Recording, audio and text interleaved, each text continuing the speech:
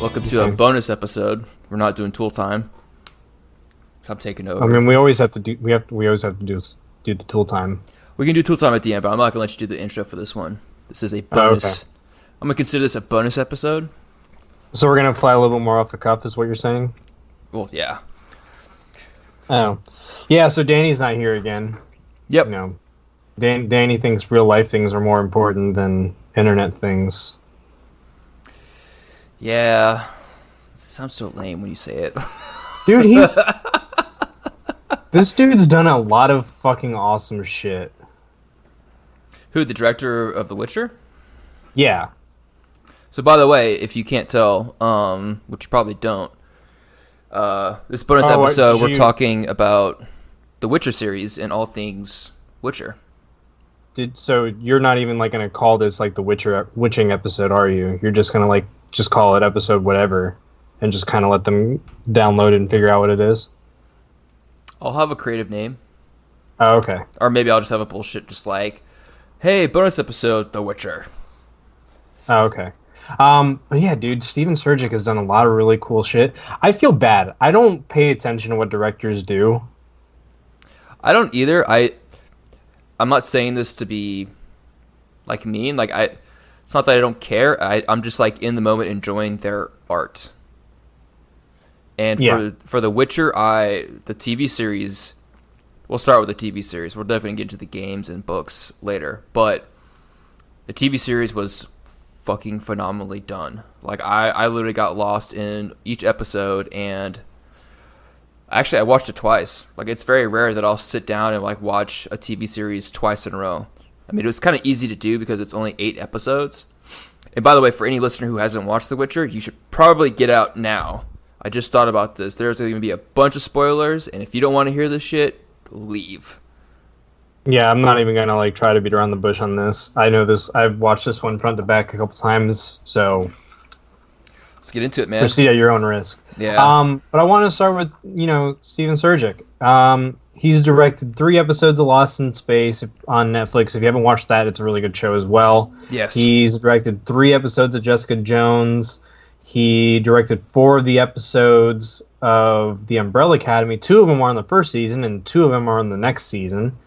As far as what he did for The Witcher, I'm not sure exactly how many episodes he did, but the reason I mention it is because we know that season 2 is going to bring my favorite Giant Slayer from Game of Thrones into the series. Oh, I just read that.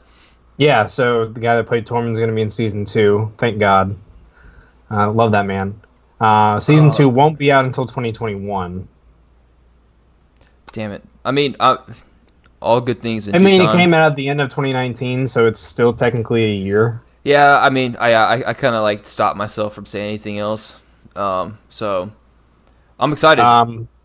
But the creator of the show, her name is Lauren Schmidt, so she is like the D&D, like Dan and David of the Witcher series.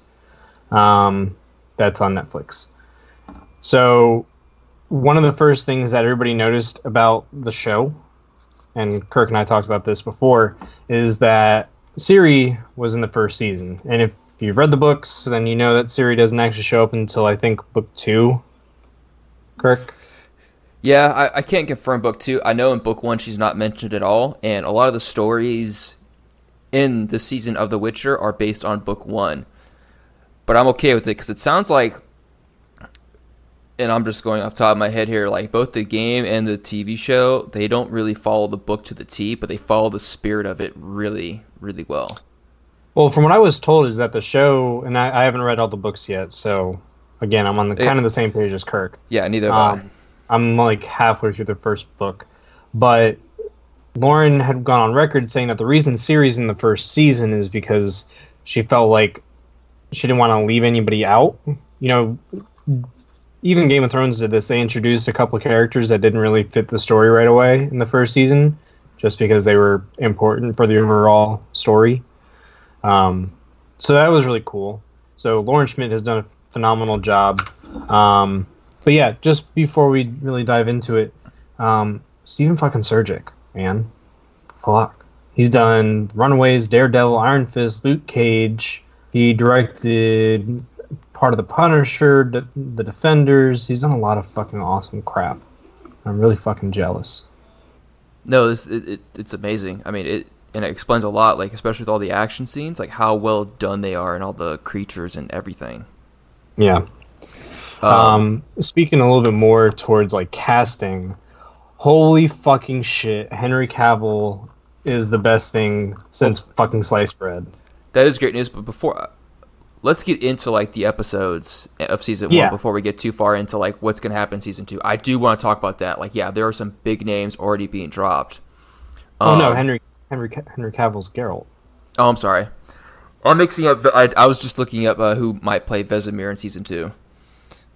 Oh, my brain's going over this. Yes, Henry Cavill.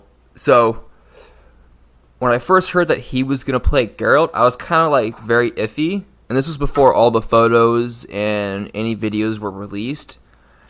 Because when I think of Geralt of Rivia, just going based off the game, like I don't see him as like this giant, like 6'2", jacked dude in the series. Like he's kind of like average sized person, but he's also like kind of scrawny because he's a Witcher. You know, his body has been morphed differently, and he's also always looking for work, always on the move. But then when they started releasing like the casting photos of him as Geralt, I was like, oh shit, like he could actually pull this off. Like I don't see Henry Cavill anymore or Superman. I see Geralt of Rivia. Oh yeah, I mean he was. Words don't describe what Henry Cavill as Geralt did for me. just like all. Man, you want to talk about man crush? Jesus Christ. Oh, dude, 100%. He has me, or he's my man crush right now. No shame. He has you. Does he have you? He has me just like he has you. Has he had you? No. Oh. I'm a classy lad. No. No, I was blown away. It is Henry Cavill as Geralt of Rivia is Ryan Reynolds as Deadpool. He was made for this role. Well, it's to be determined. Everybody, like Kirk was saying, everybody had these issues coming into The Witcher of like Henry Cavill, really, after what happened with the last Superman movie, really, and he blew it away. He just blew it away. But it kind of gives me a glimmer of hope for Sparkly Boy Robert Pattinson as Batman. Yeah, I saw some of that, or the teaser footage of that. But yeah, Henry Cavill he blew it out of the water, and I think not many people know this, but I think he is a legit like full-on gamer nerd. And also with like books and not just gaming, but like TV shows, reading books, and also video games. Like it's kind of nice that he's also fully invested in this character, because I saw a couple interviews where he's like being quizzed on like what is a Witcher, what is this, like, and he knows it off the top of his head because he's actually into this world. Oh yeah, he's played every single one of them like 5 times. Yeah, he spends more time gaming than I do. I mean, it's Henry Cavill. He's an actor. He has the time to do this. He played Superman for several years. He has that Superman money. That gives him the free time to do that. Yeah, but he still has to go to the gym and keep looking like that. I mean, it's true, but I mean, it's only like an hour or two a day. No, that dude has to go to the gym for probably several hours a day. You'd be surprised. Genetics are a huge factor. And that man has some great genetics. Because I think, and this is what I appreciate about him too, is I think when he was doing the role for Superman, he legit was like, I took no steroids, no performance-enhancing drugs, just to show like younger guys, like, you don't need this shit. You can just work out really hard and get into great shape. Yeah. And that speaks volumes just to his character as a person, not just as an actor. So just the level of detail that he's putting into this TV show is just phenomenal. Like, I can't really say for the other characters, per se. Like, I don't know who plays Yennefer. I haven't looked her name up. Her name is Anya Shalotra. Salotra? Shalotra. Yeah. I'm not sure how you pronounce it. But this is like her first larger role.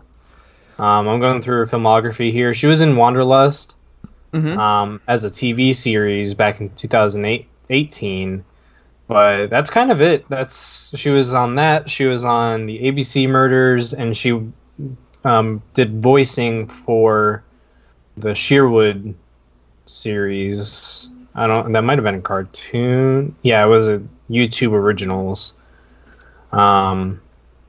So yeah, this was like her first like major role that I've seen. I mean, she's still fairly new. Okay. She didn't. I wouldn't say she did terrible. But I loved Yennefer. I thought she did a great job as Yennefer. I feel like I saw the true Yennefer that we've played in the video games near the end of the season, but that makes sense because I think they're trying to. We have to go look this up later, but I don't know if in the books they tell her origin story about how she became a witch. Yeah, I'd have to look it up as well. Because most of the time they kind of like skip that fact and they just stick to just to the romance between Geralt and Yennefer. But it was interesting to see like her backstory, what all she went through, what it actually does become a witch. I don't know how accurate it is compared to the lore in both the books and the games, but I think they're pretty close at how bad it is. And how I didn't know that she was also like part elf or elder. Was it an elder elf? Or elder elven blood that she had her? Yeah, she had some kind of elven blood in her. Yeah, and like her other parent was human, so she was only half. That's why she became deformed. But that was super interesting to see her origin story, and because when you think of Yennefer in the games, like she's, just carefree, I don't give a shit, cocky, like witch, and for all intents and purposes, for good reason, because she's actually one of the more powerful ones. But she's not the most powerful, I'll say, but she is one of them. No, I think she is supposed to be like ridiculously overpowered. I'll have to look that one up too, because I feel like in the game she didn't seem that way. Like not too overpowered, but she was like pretty fucking powerful. Anyways, but I guess it was just kind of weird for me, like after seeing her character in the games, and then seeing her as the origin story as this vulnerable person building up to where she is now. I don't know, it was a bit odd, but I do think that she did a pretty damn good job. And then Ciri, yeah, like I said, I thought she was great. Ciri, I want to see what happens next season, because Ciri, when she's running from, what's the? I think it's the Wild Hunt. No, that's in the third game. She's not running from the Wild Hunt in the first season. For some reason, I thought that they were. Never mind. They were related. Yep. No, it's the Nilfgaardians. That's who she's running from. Yes, the Nilfgaardians. Yeah. And in the third game, which everybody plays, the Nilfgaard basically controls almost the entire continent and yada yada yada. But it's funny to go back and like really pay attention to everything, just seeing how like all the political intrigue. I think this is going to end up being a better Game of Thrones. Oof, those are some strong statements, sir. Well, I mean, but I hope you're right. The first few seasons of Game of Thrones were good. 1 through 4.5. The first half of 5 was good. Then it started going downhill, and we always make the joke that George R. R. Martin never finished the series because he wanted to see how people were going to respond to the actual end, and that's why we're not getting the last 2 books yet. Right. But I think it's going to be better because we have all the source content. Yeah, most of this world is fleshed out already, and I wouldn't say there's like a definitive ending like again, we haven't listened through all the books, but in the games, like a lot of things are left open ended. And that's kind of like the story of Geralt, because he comes in, he does his part, he doesn't get involved in politics, but sometimes his actions have to force him to be a part of it. But then he leaves. He doesn't stay to see how things play out or fall out until like he has to come back into that area, that part of the country, to hunt another monster. Or well, that's entirely what the events of the Witcher series are based off of. Yeah, and I think you have a point there. Like, yes, the political aspect of this can definitely be better than Game of Thrones. It has the potential.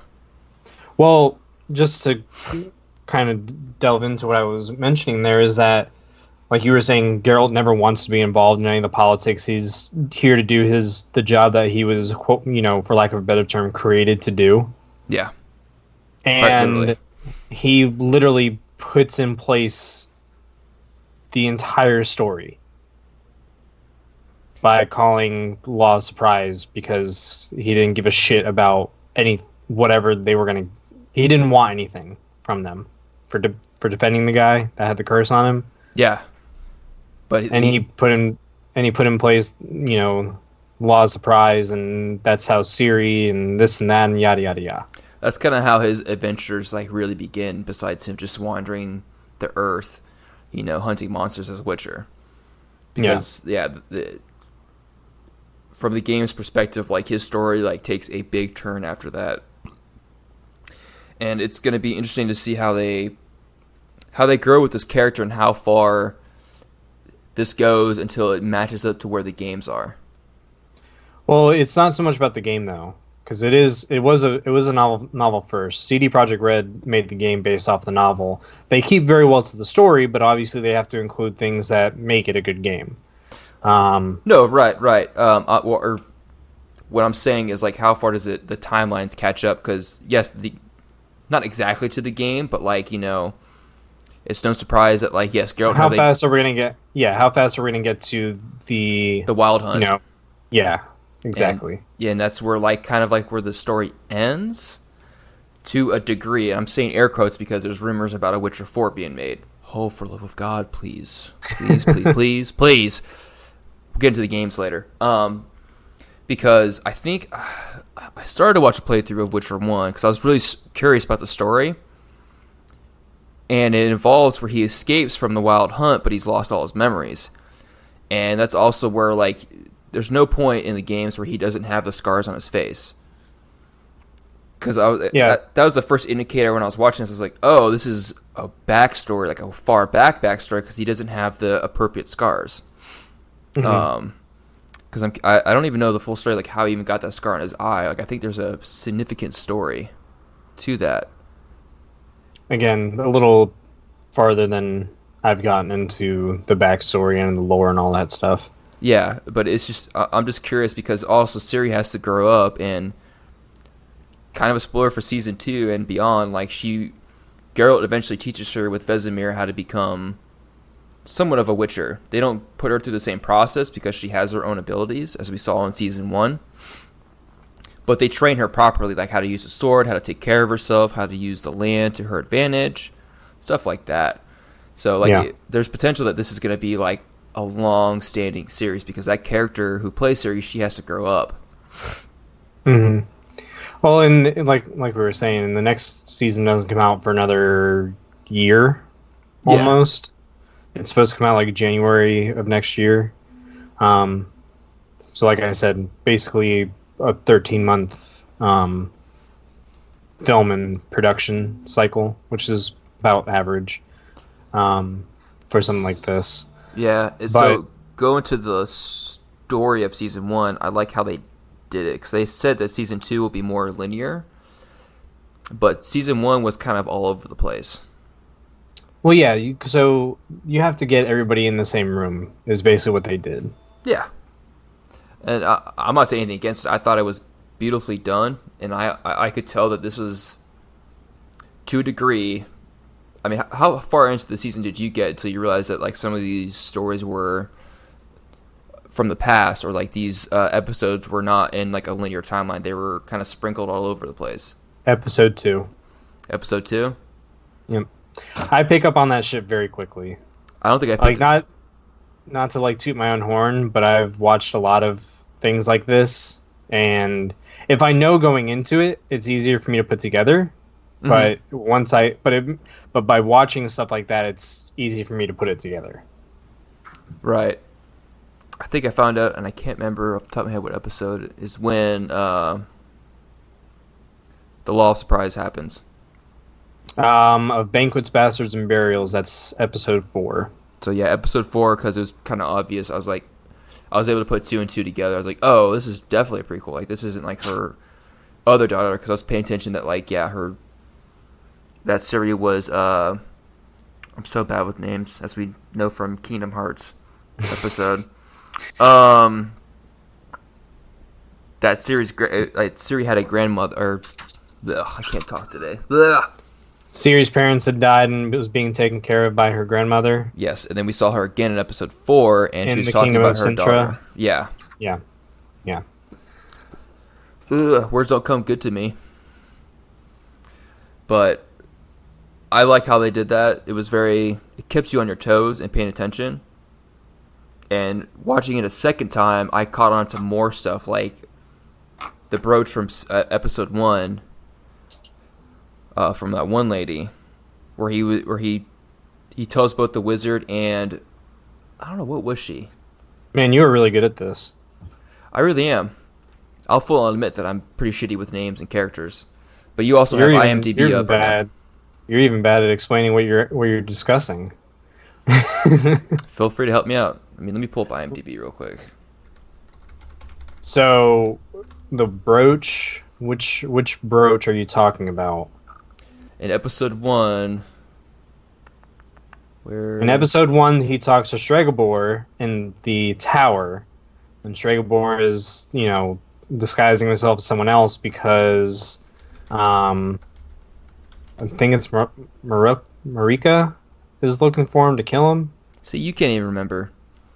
Well, I'm trying to pronounce her name correctly. Yes, it's Marika. He's approached by both the wizard and Marika, and they want to kill each other, or they want Geralt to kill one or the other. Right. And Geralt's like, I'm not getting into this bullshit. Like, I hunt monsters. I don't get in the affairs of men, which is his own code of, like, I don't care what people do to each other. I'm just here to hunt monsters. He's like, evil is evil. I don't care if it's lesser or more. But at the end of the episode, he eventually accidentally kills her after trying to, like, talk her into, like, hey, just go talk to him, make peace, and just be on your way, or move somewhere else, go live your life. But eventually, she forces Geralt to fight her, and he accidentally kills her in their sword battle. And then at the end of as she's dying, she hands him her brooch, which is the giant circle thing. And in later episodes, you see that brooch come up again. Where did it come up next? It came up with the cursed daughter. Blah! The Striga? Yes, with the Striga. Because That was... gives her father that brooch saying, hey, give this to her as a gift, because it meant something to him, saying, like, I'm here to save her, and, like, just some of his lessons to stay out of the affairs of men. But at the end of the episode, he gets it back from the king, because the king's like, I don't want this from you. I just want you to save my daughter or break this curse. That was in episode 3. Yeah. And then in the later episodes, you see that Geralt keeps it on his sword going forward. Okay, yeah. As a reminder of, like, don't get involved with, the affairs of men. Just do your job, get in, get out, move on with your life, Because he hates the stuff so much because it always ends up bloody. Which in this world makes sense because he's treated like shit, or all witchers are treated like shit, even though that people need them in their world. Well, the thing about it is like, to go into, like, the lore that I do know is that no one likes magic because it's basically what caused all the demons, so to say, to walk Earth. It's what brought upon all the problems to people. Yeah. So The Witcher is just an embodiment of magic corrupting men to most people, and that's why they don't like him. Yeah, because Witchers are a result of all that happening. Because they are both genetically modified and they are also magically modified to become pretty much a super soldier. Yeah. In this sense, because in the lore, Witchers have enhanced strength, senses. Their metabolism can like digest like what would kill most men, like poisons and plants. And that's also another big thing too. Is like there are certain potions in the series that only Witchers can consume that enhances their abilities further to fight monsters, and we see some of that in the series. And I'm kind of glad they added that detail. It's like one of those little things that like help enhance the show and give like all of us fanboys like all giddy. Mm-hmm. But as far as I don't know, as far as some of the other things, I think that they've done a better job in the show of expressing Geralt and Yennefer's relationship than they do in the game. Yeah, and I mean we are coming from jumping in from The Witcher 3. I don't know if it's more fleshed out in the previous games, but you are right. Like it is more fleshed out. That they are kind of like, He's not supposed to have an emotion, and she's supposed to like not want anything with anybody except for herself. like they both portray their stereotypes, but in reality, they're just like Geralt said about the Witchers. Like it's just a rumor to make people sleep better at night. Like Witchers, I think it said that like Witchers do have feelings, they're just more suppressed. Yeah.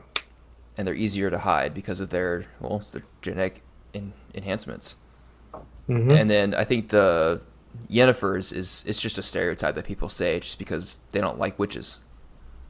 Well, it's not even so much that they don't like witches and wizards. I think it's more about her and the perception that the council has about her. Because they wanted her to go to Nilfgaard, and they told her not to undergo the treatments and all this other crap, and she went against what they wanted her to go anyway, and then she went and got the treatment, and basically told everybody to go fuck themselves. She told like all the wizards, because the witches are supposed to be kind of subservient to the wizards, like they don't have as much pull in the Brotherhood. Yeah. And she basically told them to go fuck themselves. She pretty much wrote her own destiny, which good for her. I mean, but yeah. Then again, it kind of bites her in the ass later on because she realizes, oh, maybe this isn't exactly what I wanted. I wouldn't say Yennefer's story is so much of an allegory, because I feel like an allegory kind of says that it was written to be a middle finger to Western practices. Yeah. But it's just Yennefer's story for me is basically saying that the chains are broken and they'll continue to break as life goes on. And I think that's really important as far as what the books do and what the show has done, and even what the game has done. It doesn't matter if it's Netflix adaptation or if it's CD Projekt Red's adaptation. They both stuck to the core concepts of the book very well so far. Yeah. I say so far for the show, but the games obviously have. And I think that's really important, and I'm glad we see more of that going on. I'm not going to make it a political commentary. I'll leave it at that. But Yennefer, for me, is one of the most interesting characters I've seen in a very long time. Yeah, she's like, when you see Geralt, you know what you're getting. But with Yennefer, she's kind of going through a lot, and she's kind of walking through life and trying to figure out what am I doing here? What's my purpose? Because I think near the end of the episodes, when she's like, I lived 3 lifetimes, and if today's the day that I die, I'm okay with that. She's just sick of all the bullshit in the world.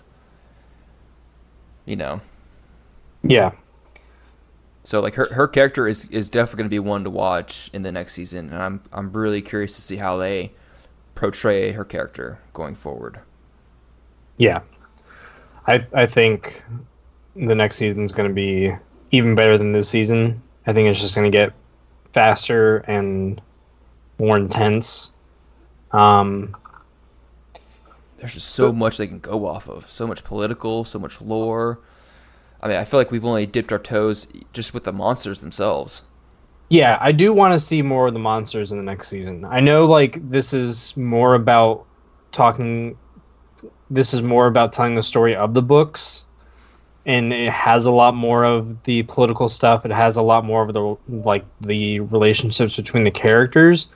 But for me, in being introduced to the series through the games, I do want to see some of the bigger creatures. I do want to see some more of the more epic fights.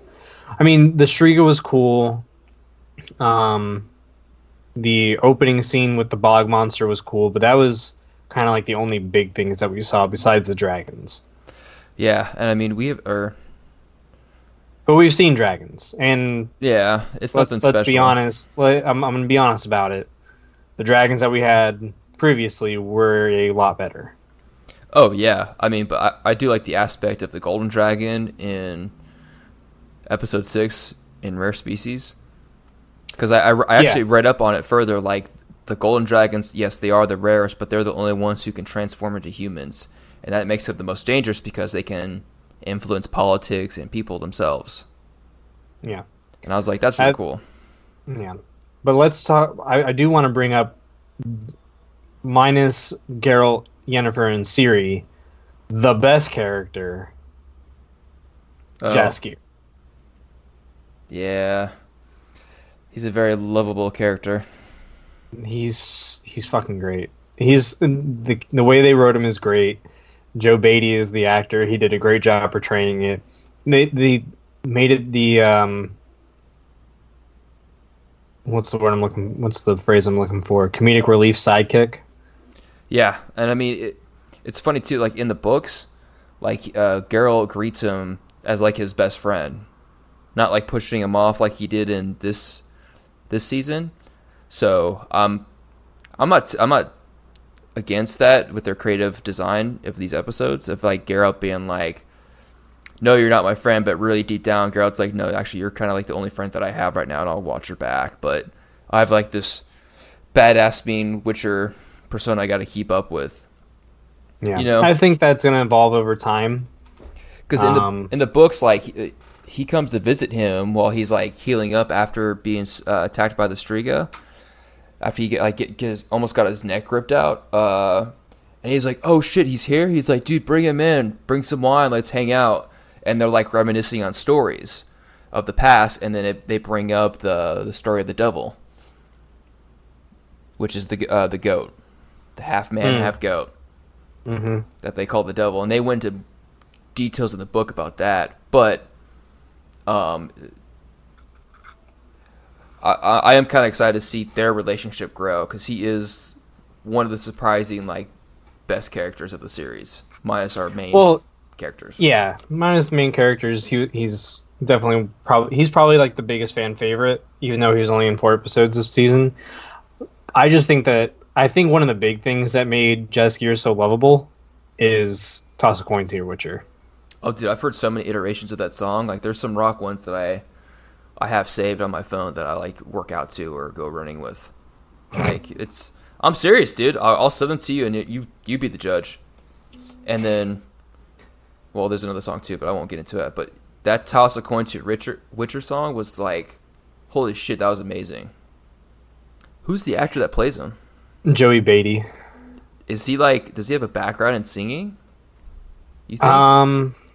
He has to. I mean, just that song, like, dude. Yeah. Like, and I think that's actually him singing. Like, he did an interview like right when the series came out, and he was like, "I knew it was a good song because I was at home in the shower and I was singing it in the shower, and I was yelling at myself, why the fuck are you singing this in the shower?" Dude, it's a fucking catchy tune. I feel like after like the first week of The Witcher, the internet broke just with a "Toss a Coin to Your Witcher" iterations of those songs. Oh yeah.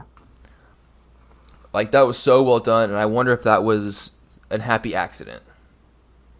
I'm sure. I don't know. I'm sure they did a lot of testing with the song. I don't think they expected it to be that big. Yeah, I think it blew up bigger than they thought, and I'm kind of excited to see like the callbacks to that song because there's definitely going to be some in the future seasons.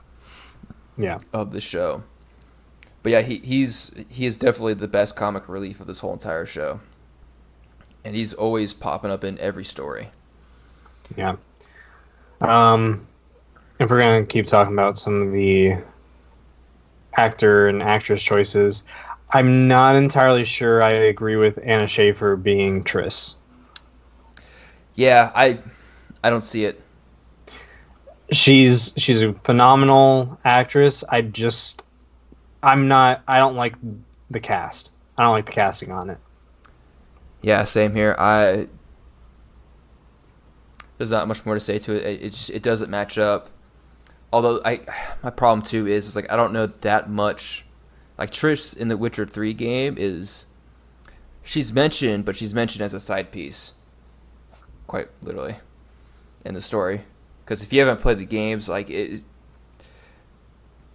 quick spark notes of the story is Geralt has his memory wiped by Triss, and then Triss kind of betrays Yennefer by hooking up with Geralt and making Geralt fall in love with her instead of Yennefer. But then eventually Geralt starts to get his memories back, and he's like, "What the fuck?" And then it goes back to Yen. So I'm curious how that story is going to play out in the future seasons. I just can't see that character being like that diabolical with that casting. I don't know. Yeah, that's kind of what I'm thinking too. Is that it's just the role just doesn't fit. I just don't see the role as a fit. They might do how they did in Game of Thrones, where they just like, oh hey, we switched out the actress and we didn't tell anyone. Or actually, shit, in the Witcher lore, they could explain that away easily. Because some of these, I think some of these witches could change their appearance like they change clothes. Yeah. But who knows? But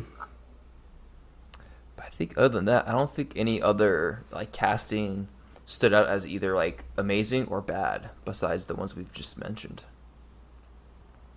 Yeah, I mean everybody else is gonna, spoiler alert. Most of these characters, if they're not already dead, are probably gonna end up dying. Minus, obviously Geralt, Yennefer, Triss, and Ciri. And Ciri, yeah, Geralt, Ciri, Yennefer, Triss, and Jaskier pretty much make it to almost all the way to the end, right? Yeah, they make it to the end. I can confirm that. Yeah. So, yeah. So there is one fun bit of trivia that I do want to point out. Do you know what Jaskier's name translates to? No, what does it translate to? So Jaskier in Polish is buttercup, which is a dandelion. Jaskier is dandelion. Isn't that like his... That sounds familiar for his character. Isn't that his nickname? I think someone calls him a dandy. Oh, yeah. Yeah, that makes a lot of sense. If you play the game, you'll know why I'm fucking laughing, because when his character comes up, he definitely looks like a fucking dandy. Oh yeah, his shit. The character in game is wearing like the most gaudy shit ever. I'm looking him up right now, and like, yeah, it's purple with like the. He has a pencil mustache, a pencil beard. It's a what's the word I'm looking for? It's a specific pattern, but he wears a purple vest with blue and purple sleeves and a purple like floopy hat and with a feather in it. It's the most gaudy shit ever. And I mean, he doesn't portray that in this season. And I'm not getting any beef. I think who they casted out for Jaskier was amazing. He's the perfect role. Yeah. But he definitely does not match what was in the game, and I'm okay with that. They No, did I a great think job. one of my other favorite points in the show is when Geralt, I think it's in episode 6. I'm about to check. But it's when he's at the river trying to get the gin. That's episode 5, Bottled Appetites. Is it? Okay. Yeah, Bottled Appetites is episode 5. But yeah, when he's getting the gin and Geralt tells him to fuck off and he goes, "You need a nap." After he's dealing with insomnia after the child surprise. Destiny's calling him. Yep. Yeah. Yeah, that was fun. His character is just so much fun to watch. Like I love his character. Yeah. But yeah. As far as what I expect for next, are we on what we expect for next season? Do you think? I wanted to say the one comment that's people have said, and it's the most accurate thing about season 1 is literally there's the main quest, but Geralt's off doing a bunch of side quests instead, and he doesn't get back to it till the end of the episode. And I was like, that's the most fucking accurate thing I've ever heard about a TV series in my life. And you know what? I'm glad they did that way because it's like you're playing the game. The gamers will understand like this is awesome. Yeah, and it's this very odd, like, situation that Netflix has dealt their cards in. It's been the first season was phenomenal, but there's this weird situation that I think they're dealing with where I feel like the majority of people that are going to watch the series, and granted, I know a lot of people have gone back and read the books, but I feel like a lot of people may have gotten into The Witcher with the games first. And I'm probably wrong about that. But I think you're right. I mean, it's a mixed bag. Like I think it's like half yes. The people who played the games want to see how this plays out. Because let's be honest here, this is the first video game iteration of a TV show, and I guess we can. But again, it's still not a video game first. Yeah, in my mind, again, but that's what I'm saying. It's this very weird phenomenon. I know because like in my heart, we haven't seen this before. I know in my heart, like The Witcher, I think of it as a video game first, even though technically it was a book first. You know? Yeah. Because that's where I started at was with the games, and then after the TV show, I went back and listened to the books, and I was like, "Holy shit, this is actually pretty awesome." Yeah, and that's what I mean is that like we have this very weird situation going on where you look at like other big franchises out there. Game of Thrones has always been a book. The Marvel adaptation were comic books, and they go very loose on that shit. Oh yeah, but they do a good job of like with their own. Oh yeah, they do a great job. Freedoms, but they've gone very loose with that. The Witcher is something where there's 2 source materials, and they're both not accurate to each other.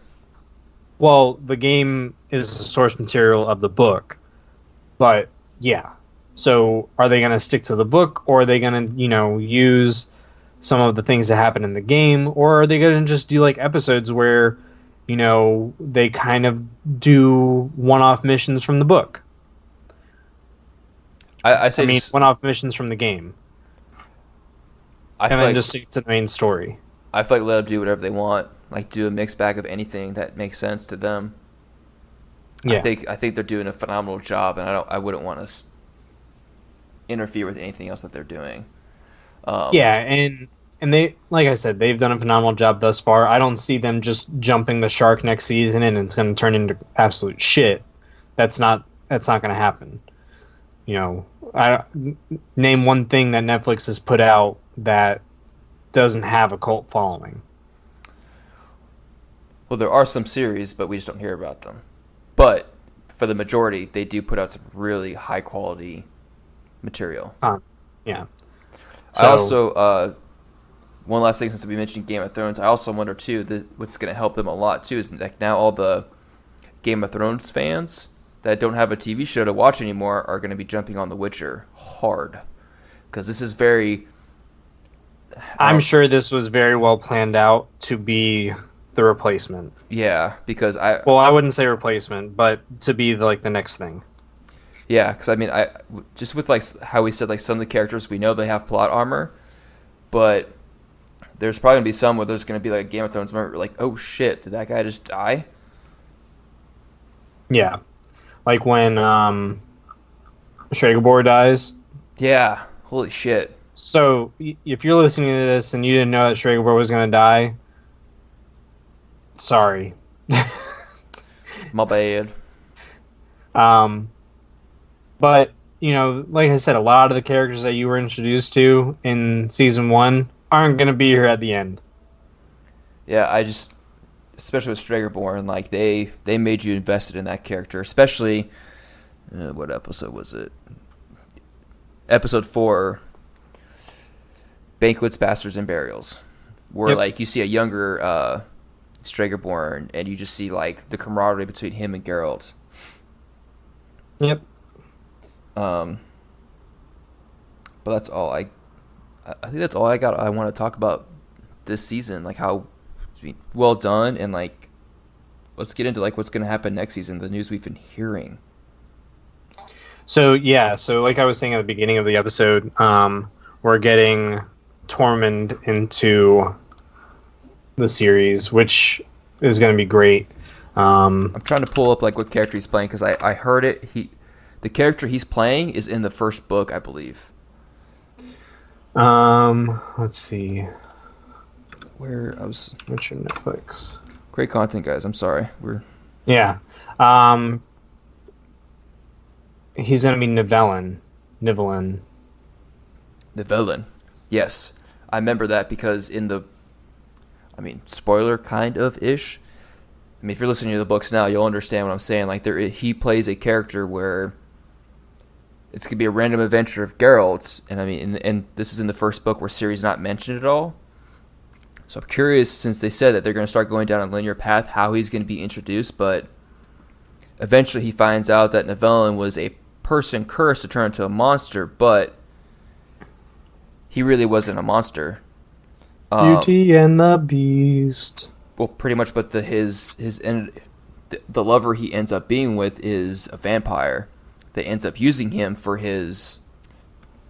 He does have like extra strength and beastly abilities for what he's been transformed into, but he's being used by this vampire. I'm trying to choose my words carefully, not to give up too much, but it ends up becoming drama, and Geralt has to like really put his thinking cap on and go like, what the hell's going on? Like, why is this peaceful guy or a peaceful monster that's cursed, being accused of all these bad accusations, and he later finds out that it's his vampire girlfriend. Yeah. So that's all I'll say about that. But it is a good, like when I heard that part in the book on Audible, like I was like invested. I was like, ooh, what the fuck's gonna happen here? As he's like telling the story, and Geralt's like having like dinner with this potentially monster, like cursed man. Paul Bullion from Peaky Blinders is going to play one of the other Witchers. Ooh. At Kaer Morhen. That's right. I'm excited to see how Kaer Morhen's going to be played out in season 2. Yep. So speaking of Kaer Morhen, do you want to say who the frontrunner is to play Mr. Teacher? I will let you do that. Who? You sure? I'm giving it to you. I'm trying to pull it back up, find my notes. I'm trying to like not give it away. Fuck. Well, now I'm gonna leave it on you. Hurry up. Figure it out. God damn it. It's Vesemir, and it is going to potentially be played by Mark Hamill. Yeah. Mark Hamill went on record like when he finished the show, and he was like, I'll play Vesemir. Dude, and like looking at Mark Hamill in the recent Star Wars movie, like seeing him with that beard and that hairstyle, I'm like, he could really fucking pull that off.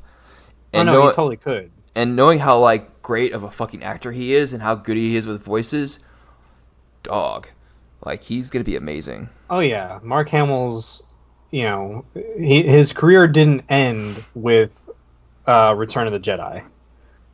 Oh no, most people don't know this, and I mean, I found this out like a couple years ago that he's the voice of the Joker, Yeah, and I we was talked like, about that in a couple of episodes, but yeah, he's he's probably like the best Joker, like besides Heath Ledger.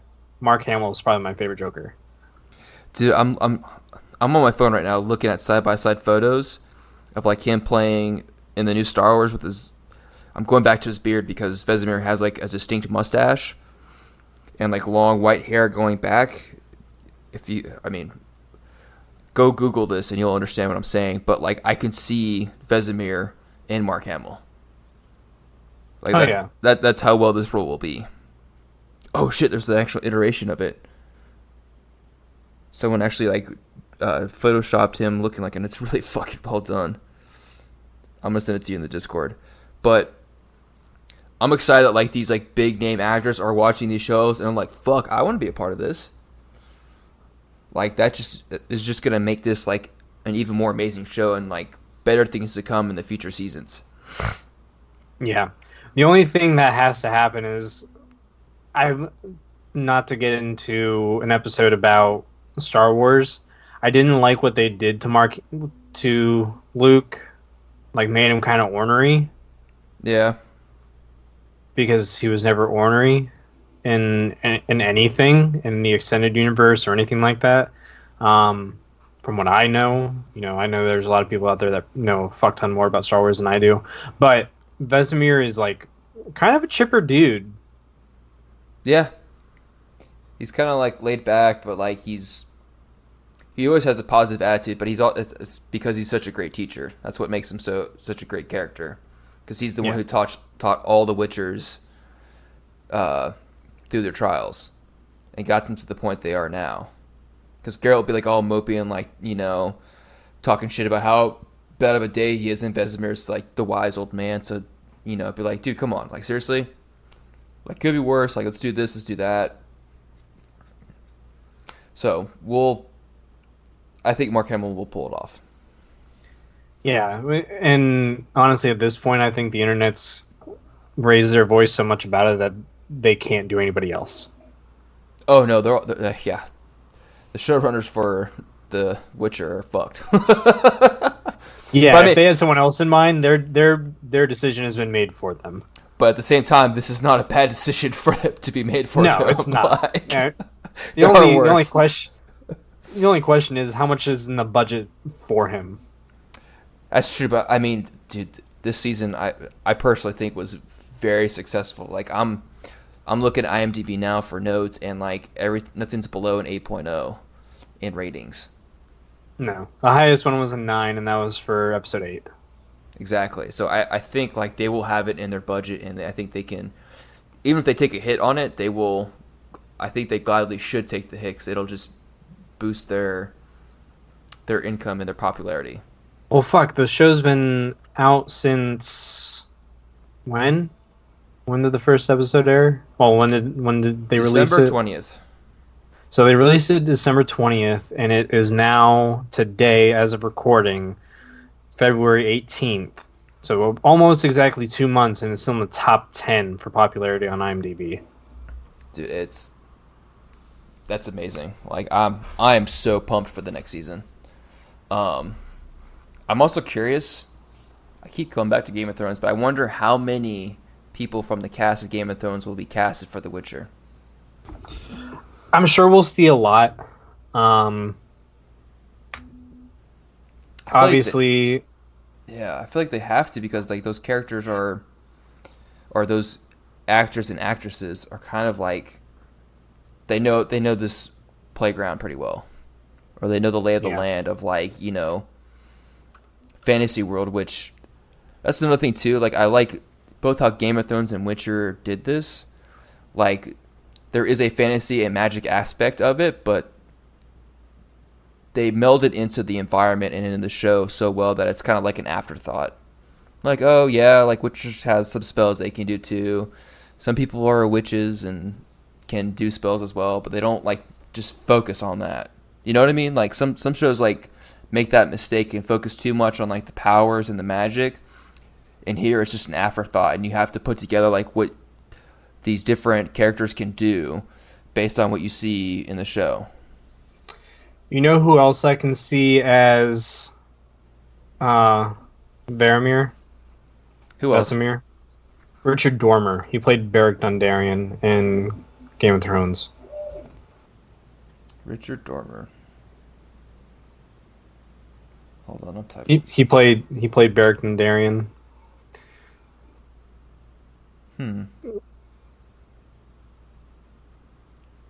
Just think back to... Oh. Yeah. I could see that too.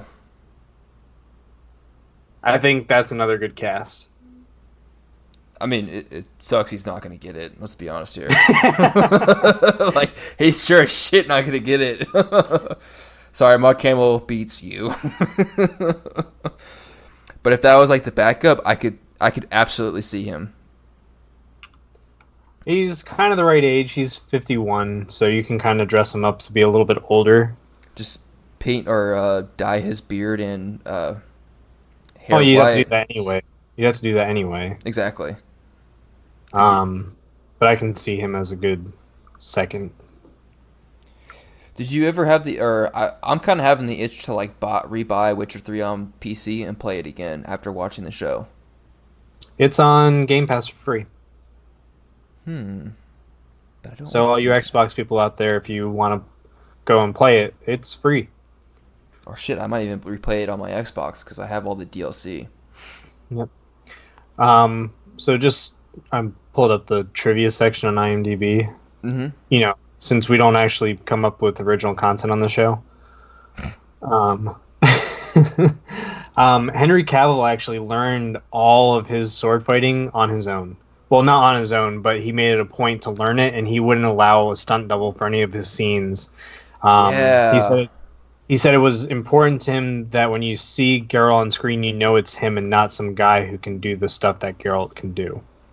No, I thought another thing to Henry Cavill, just how phenomenal of an actor he is for the show, is he learned all that stuff together, and I saw a couple of videos of him breaking down. I saw for episode 1 the fight with all the thugs and with shit, I keep forgetting her fucking name. Well, we don't have that many characters yet. I know, but she dies off at the beginning, so she's gone. Shit, what is her name? I'm so bad. There are a lot of one-episode characters. I'm telling you, see? Hang on. There's an easier way to do this. I'm going down the list right now, trying to find her photo. God, we were so prepared for this episode. Hey man, that's how we do it. We're off the cuff. It was Renfrey. Emma Appleton played her. There we go. Dude, her photo on IMDb looks like shit. I can barely see her face. There we go. Okay. I'm not saying she looks like shit. It's just her bad photo choice. Come on, IMDb, get better at this for people like us. So Renfrey. Where was I going with this? Shit. Oh, so no. Henry Cavill was going over the fight with Geralt and Renfrey, and also her thugs, and he was also explaining like all the props, and he was really well thought out. And I think he said the way he did his fighting style was like, this is kind of like an interpretive dance, which to a degree is true. Like all sword fighting is a bunch of footwork to a certain degree. And that's what he said he focused on, training on like getting his footing right, getting the slashes right. He would have a different sword for each one. That he would either have a prop sword that was cut in half. So like anytime he did like a stab, like they would just CGI like the cutting motion, but he would actually physically go over their arm or do the stab itself. And then he had the real sword, which he would carry around, and then he would of course have the fake light one where he would do his like cool movements with. And it was super interesting. If you have time to look up like him explaining episode 1's fight scene, go watch it. It's it's really cool, like how much thought and he put into this and how much work he did too. Mm-hmm. Some other little bits of trivia for y'all. It's all Henry Cavill. I mean, he put in a lot of work. Oh yeah, Give the man his dues. it was actually renewed for a second season before it was released. That's not too surprising. Like if the people who saw the early preview, they probably saw like there's something here. So good on them. Yeah. This is so for Geralt, this has been the best shape that Henry Cavill has been in his entire life. So think about that. Even better than Superman? Like that's Geralt of Rivia is in better shape than Superman. ugh. God, it doesn't match with the game, but I'm not complaining too much though. But that's like game physics too. Yeah, that is true. There's like two things that you don't fuck with in this world, and even though like everybody in my con community does it, you don't fuck with game physics or anime physics. Yeah. But we still do. We still try to do it anyway. Yeah, exactly. But I mean I'm okay with it. I'll let it pass. Mm-hmm. He pulls the look of Geralt almost too well. Like, have you seen like those side by side shots of like Henry Cavill's face with the makeup on, and then the game? I think they normally use like the scar side of the face of the game version of Geralt and him fully bearded out, which is weird. But I like the stubble better too. Yeah, like that's a weird thing to say. Like that's such a little detail in a game like Witcher 3 where like your beard style. But I was like, I see Geralt of Rivia with a beard, not cleanly shaven, like in the previous games. I don't know why. Like it's such a weird detail, right? Yeah, I like I said, I like the actual stubble that they used, like the 5 o'clock shadow kind of shit, over the full beard. Yeah. I don't know. Everyone pictures Geralt of Rivia differently. Yeah. Like I said, it started as a book, so everybody had their own way of thinking about it first. Let's see. So, I'm excited for season 2. What's to come? I think with the success of season 1, there has been hints. I don't think there's been any official announcements, but there has been hints by CD Projekt Red that they are going to make a Witcher 4 game. Yeah, I mean, there's still content to talk about. And originally, I thought their plan was after Witcher 3, like, Ciri was going to take over, and that was the end of Geralt's story. Like, or he'll be a character probably in the next games. This is before The Witcher Season 1 I'm talking about. But he would just be off in the world doing his own, hunting monsters and stuff like that, because his core story ended, spoiler, in Witcher. Or actually, shit, I don't want to ruin the game for you. I don't care. It's been long overdue. Okay. Pretty much like Ciri's story comes to an end. Like she fulfills like this prophecy after fighting the Wild Hunt, and then she's off doing her own stuff in the world. And Geralt's kind of just there now. He's just hunting monsters, living out his life, And depending on how you end the story, either with Yennefer or someone else. And what they were going to do is continue with like Witcher 4 or a different name for the series where they take the storyline of Ciri and see what life takes down her path, but Geralt will still be there in the background. But based on how successful Season 1 was, they might come back to Geralt and give him more adventures, Which I'm hoping for. Yeah, I think the right way to do it would be to do 2 games. So I like how they did it once already, and you can play as Geralt in Monster Hunter World. Oh, really? You're kidding me. Yeah. It was I think it was like a free expansion that just added him into the game. But I think just doing something like that as far as the game goes, doing something where you can just go around and like kind of like a open world RPG without all the storyline, and just kind of. I think it would translate better as kind of like a Destiny style MMO. Yeah, where like a new big monster comes into play every like certain season or something like that. Yeah. I could definitely see that, but I just Witcher 3. I just love the open world aspect of it. Well, keeping basically everything from The Witcher 3, like the crafting system and all that, like how much harder it actually is to get money. You can't just finish an event and get money, Right. and stuff like that. I think you can do it very well and create, like I said, like a Destiny style MMO out of it, and I think it would do better than Destiny. It would, and like yeah, you play as your own Witcher or something like that. Is that what you're trying to say? Yep. I like that, and then like Or even as like a Witcher wizard, just don't oh leave yeah, it that. They'd have to create all this stuff for that, but I the like base that idea. game is all there. I really like that idea. Like yeah, you can pick Witcher, Wizard, and Elf, other beings, something like that.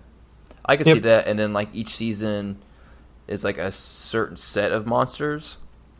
Like maybe one season Well, with you have like vampires, one with you have the base where like you can do something with like the vampires, and you can do something kind of like the Wild Hunt. But you can also do like the beasts, like the wyverns and all that stuff. I like that idea. I think that'd be awesome. Yep. Oh man, God, I really just want to go play Witcher 3 right now. I have the itch, but I know if I go down that path, you won't see me for like 3 months. I think. Because that's how long the fucking game is. Yeah, that's how detailed the game is. I think my buddy said it best, who just recently moved to New York with almost not even telling everybody. He messaged me. He's like, dude, I started playing The Witcher. He's like, I get sad when I have to do real life stuff. I was like, yep, that explains the game to a T. Like that checks out. Yep. I was like, be careful, man. You will get sucked into that game. So, I mean, all in all, I guess. Ending notes. Season 1's amazing. We're excited for Season 2. We're hoping and praying for a Witcher 4 game. Like, really hard. And I'm actually going to try to listen to more of the books, because, like, the books are actually really well done. Yeah, that's gonna be my next thing. I've been listening to another podcast from Maximum Fun. It's called Mission to Zix. It's kind of like they just tell a story. I've been listening to that. But once I'm done, once I'm caught up on that, I'm gonna download the audiobooks and start listening to them. Yeah, I'm really curious to see how like the books progress, and like how. I can't wait to compare the notes with the TV show. Although I wonder if I should hold off on reading all the books. Anyways, that's something for me to. That's an internal battle I have to fight with myself. So yeah. Oh, but I also watched two of the worst movies of the year already. What is that? Birds of Prey and Sonic. So you thought. So we'll go off on a little tangent right now. We'll keep going. You thought Birds of Prey was bad? Yeah, there was. It's a story about birds of prey, but they only focus on Harley, and Harley is not in the Birds of Prey. Well, I didn't know that. I'm not a DC fan. It just wasn't. I mean, it just furthers my point that DC doesn't know what the fuck they're doing. No, they don't.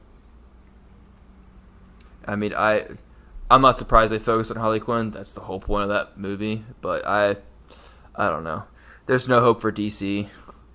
Honestly, I'm gonna say it now. I mean, I would love to see an awesome like Batman, Superman, Justice League movie series. But I think they should, in my personal opinion, just stick with TV shows. No, if they want to do it, they just need to go back to the drawing board, lose everything that they've done, and just take the same fucking, recipe that Marvel did. It's not that hard. Well, I'm not a screenwriter. I'm not a screenwriter, but it's not hard to use what's already given to you. It's not like because you're at Warner Brothers, you can't go watch the fucking Marvel movies. Yeah, I see your point. Like, the formula's there. They just need to interpret it in their own way and show it with their, creative freedom. Yeah. I don't know. I've given up all hope that DC will ever be good. The only good thing they have going for them is the CW shows, and they're not even that great. I'm sorry if you like them. And then you didn't think Sonic was good? Because I was actually thinking about going to see that. I don't even remember it. I did fall. So I will say I fell asleep for 15 minutes. Damn. Yep. And I don't even remember it. So the updated CGI that they fixed didn't help that movie, or it helped it no matter what. That first Sonic was fucking atrocious. I mean, granted, it is a kids movie. It is a kids movie. I'm perfectly fine with that. I don't remember the movie. So it was very forgettable. Extremely. Damn, dude, because that was one of the first video games I played as a kid. Wasn't holding too much of high hopes, but I was hoping it'd be at least decent. Oh, so what you're saying is I should wait until it comes out on Netflix. Yep. Damn. Well, thank you for saving me money. Yep. Oh, hang on, I'll actually tell you the Metascore. Oh, please do. I'm very curious. It has a Metascore of 47. Damn. 47 out of 100? Yep. Good lord. I mean, if they kept the old Sonic, I'm sure it would have been a 34. I don't even think that was so much the issue. Yeah. Damn, dude. I don't know. But it's starting to sound like we should start making a subset of the podcast about movies and TV shows. I kind of like this. This was actually kind of fun talking about The Witcher for an hour and 12 minutes. An hour. And there's probably more that we could have talked about. I know. I was kind of censoring myself and God, think about what we would have done if I could have memorized these characters' names that were killed off in episode 1. Yeah, I think. Well, we'll talk about that off. But yeah, that's. Any other last thoughts about The Witcher altogether? Henry Cavill can have my babies. And we will end it on that note. Please follow us on Instagram. Check out our Facebook, Twitter. We got an email if you want to come talk to us. We also have a Discord link if you want to directly chat with us and play some games. I think I covered all the bases, Jeff. Am I missing anything? Tell your friends. We do advertise now, but it is always helpful word of mouth. That actually does a phenomenal job. Technically, it could do more than our actual advertising. So if you enjoy the show, please do tell your friends. Let us know in the comments. Rate us. Yep. Comments, rate us, iTunes, that stuff. iTunes, no one knows how the fuck iTunes determines who gets put on the front page and who doesn't. So those 5-star reviews definitely help. But otherwise, that's all I got for the tool time. Yep. We'll catch you guys on the next episode. We'll do. Hopefully Dan will be back by then. I was about to say, you should beat me to it.